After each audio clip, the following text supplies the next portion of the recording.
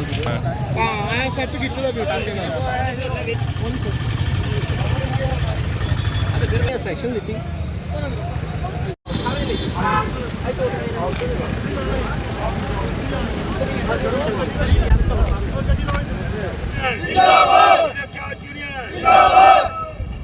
ये प्रदर्शन काफ़ी देर से चल रहा है पर्ची का।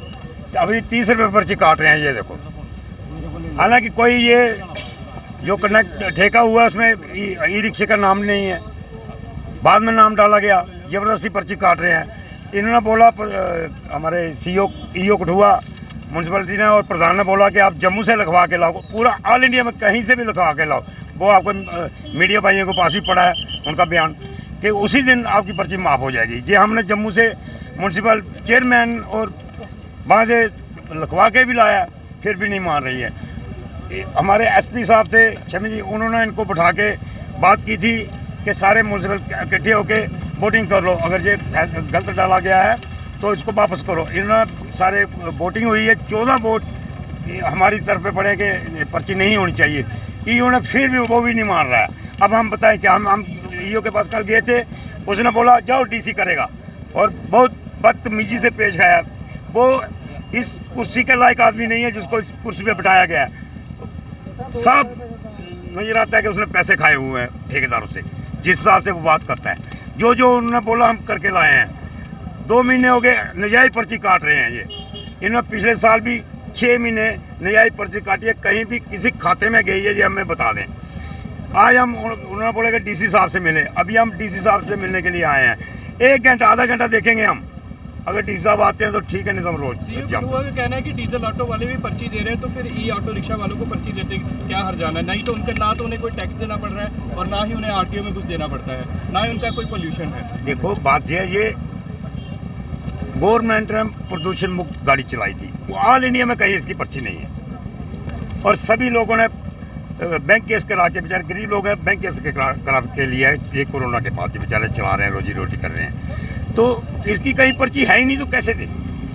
दूसरी बात ये, इस पर देखो आप भी देख रहे हैं, 2 सवारी जाते हुए जाते हैं, 2 आते हुए आते हैं, 40 रुपये बनते हैं। इनको 20 रुपये कैसे 10 रुपये कैसे दे दें? हम फेरे के 10 रुपये बोल रहे हैं, ये वो कैसे दे देंगे? ये कहाँ जाएंगे सर? ये बात है कि पर्ची लेनी है हमने सर, जैसे इन्होंने जब टेंडर निकला था, ये इसकी नोटिफिकेशन निकाली थी सर, ये हमारे पास उसकी कॉपी है सर। इसमें कहीं पे भी ई रिक्शा नहीं लिखा हुआ है, ठीक है।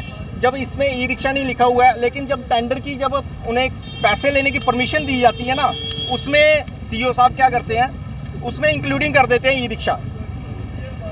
जब नोटिफिकेशन में ई रिक्शा नहीं है, लेकिन पर्ची लेने की परमिशन दे दी उन्होंने कि जाओ आप जाके ई रिक्शा से परमिशन लो, पर्ची लो, ठीक है, पैसे इकट्ठे करने की। फिर उसके बाद जब हम सभी लोगों की बात हुई, जब इन्होंने म्यूनसिपल कॉर्पोरेशन में रेजोल्यूशन भी डाल दिया, रेजोल्यूशन भी हमारे फेवर में है। सभी म्यूनसिपल कॉर्पोरेशन के जितने भी पार्षद हैं वो सभी चाहते हैं कि ये पर्ची जो है बंद कर दी जाए। उन्होंने जब रेजोल्यूशन भी डाल दिया, हमें उन्होंने एक रेजोल्यूशन की कॉपी भी दी। जब उन्होंने बोला गया कि जब रेजोल्यूशन डाल के हम ये पर्ची बंद कर देंगे, फिर ये रेजोल्यूशन डालने का मतलब क्या है अगर उसके बाद पर्ची नहीं बंद करनी है? तो ये भी दिया इन्होंने, उसके बाद ये पर्ची ली जा रही है। फिर इसके बाद इन्होंने हमें एक और बोल दिया कि आप अगर कहते हैं कि जम्मू में पर्ची नहीं है, वहाँ पे कॉरपोरेशन से हमें लेटर ले आइए, जो कि उसके बाद हम पर्ची माफ़ कर देंगे। सर ये हम लोग कॉरपोरेशन से लेटर भी ले आए, उसके बाद भी ये फिर से पर्ची लग रही है। सर अब ये बता दें कि ये चाहते क्या हैं? हम सिर्फ सीईओ साहब से ये पूछना चाहते हैं कि अगर आपने पर्ची माफ़ नहीं करनी थी तो हम लोगों को 1 महीने से दरबदर क्यों कर रहे हैं? ये कभी एक ऑफिस में जाओ, कभी दूसरे ऑफिस में जाओ, और ये क्या मतलब हुआ कि आप लोग अपने काम छोड़ के, इतनी पब्लिक है, ये इतने लोग हैं, ये सिर्फ ये लोग नहीं है, इनके साथ इनकी फैमिलीज हैं सर। इनके हर घर में 4-4, 5-5 लोग इनके साथ जुड़े हुए हैं, और ये लोग इन सभी को हरासमेंट कर रहे हैं। अब कल सीईओ साहब कहते हैं कि जाओ, जब तक मैं हूँ मैं ये काम नहीं करूँगा। ये किसी भी अफसर का बोलने का तरीका नहीं है। अफसर को अगर कोई काम अगर उससे नहीं होता तो उसका सोल्यूशन बताया जाता उस बंदे को कि भाई जी मैं नहीं कर सकता हूँ, अब ये काम ऐसे करवाओ।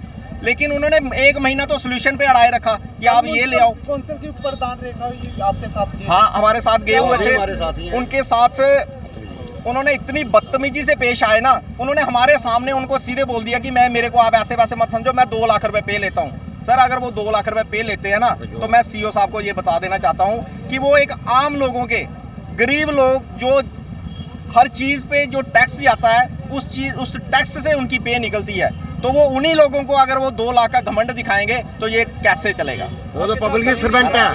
ठीक है ना? आपके साथ सभी ई रिक्शा यूनियन के सदस्य हैं, कुछ अभी ई रिक्शा अपना चला रहे हैं। सर नहीं, सुनिए, वो कोई- सर एक्चुअली बात क्या है कि कुछ लोगों को कोई दुख बीमारी है वो चला इमरजेंसी में चलाना पड़ रहा है, जहाँ कुछ लोगों को मिस हो गया था जिनको हम लोग इंटीमेट नहीं कर पाए। ठीक है, वो लोग कर रहे हैं, चलो अभी हम लोग उनको बता रहे हैं, वो लोग अपना ई रिक्शा खाली कर रहे हैं। हम लोग अभी डीसी साहब का वेट कर रहे हैं, उनके पास जाना चाहते हैं कि चलो अब लास्ट दुखड़ा अब डीसी साहब ही सुनेंगे।